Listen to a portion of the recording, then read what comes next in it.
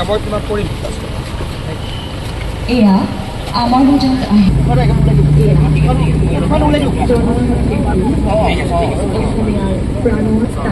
জুবিন গাৰ্গ থাকিব এই নাহৰৰ বাটটোৱে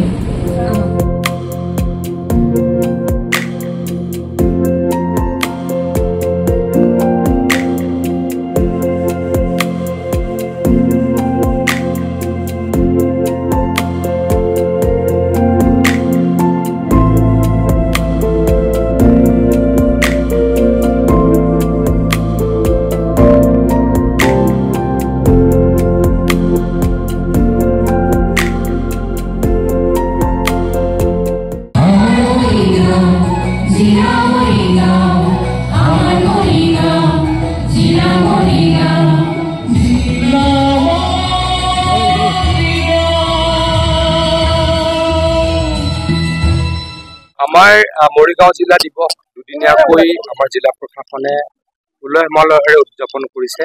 উলহ মালহ যদিও আমাৰ প্ৰত্যেকৰে এই মুহূৰ্তত ক'ৰবাত নহয় ক'ৰবাত সুখ, ক'ৰবাত নহয় ক'ৰবাত দুখ আছে। গতিকে আমি যিখিনি কৰিছোঁ আমাৰ মৰমৰ শিল্পী হিয়া ৰামথু জুবিন গাৰ্গ ডাঙৰীয়াৰ নামত বা তেখেতক শ্ৰদ্ধা জনাই আমি গোটেইখিনি কৰিছোঁ।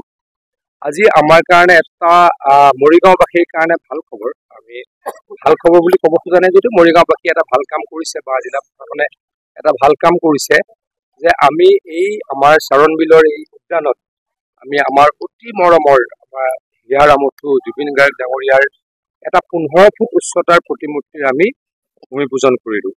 পেডেষ্ট্ৰিয়েল হ'ব 10 ফুটৰ আৰু তাৰ ওপৰত 15 ফুটৰ এটা প্ৰতিমূৰ্তি হ'ব। আমাৰ বীৰেন সিংহ ডাঙৰীয়াই এই প্ৰতিমূৰ্তিটো বনাব। আমি অলপ পাছতে ক'ব পাৰিম কিমান 2 মাহ বা 2.5 মাহৰ ভিতৰত এই প্ৰতিমূৰ্তিটো আমি উন্মোচন কৰিম।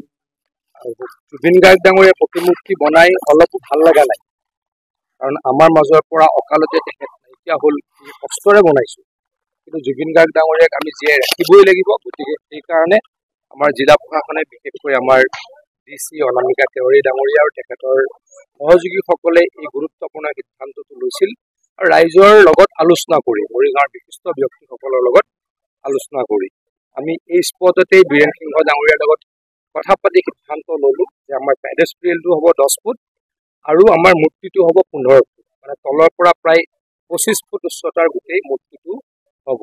খুব ভালকৈ বীৰেন সিংহ ডাঙৰীয়া নিশ্চয়কৈ বনাব। তেখেতৰ যি কাৰুকাৰ্য স্থাপত্য তেখেতে যি কৰে তাৰ ওপৰত কাৰো সন্দেহ নাই। গতিকে ময়ো নিশ্চিত খুব ভালদৰে জুবিন গাৰ্গ ডাঙৰীয়াৰ প্ৰতিমূৰ্তিটো আমি আৰু আজিৰ পৰা আৰম্ভ কৰিলোঁ। 2 মাহৰ পৰা 2.5 মাহৰ ভিতৰত এই প্ৰতিমূৰ্তিটো আমি উন্মোচন কৰিবলৈ সক্ষম। আপুনি বিচৰা বাতৰি পাব কেৱল নিউজ 18 এপত। নিউজ 18 এপ ডাউনলোড কৰিবলৈ স্কেন কৰক এই QR কোড।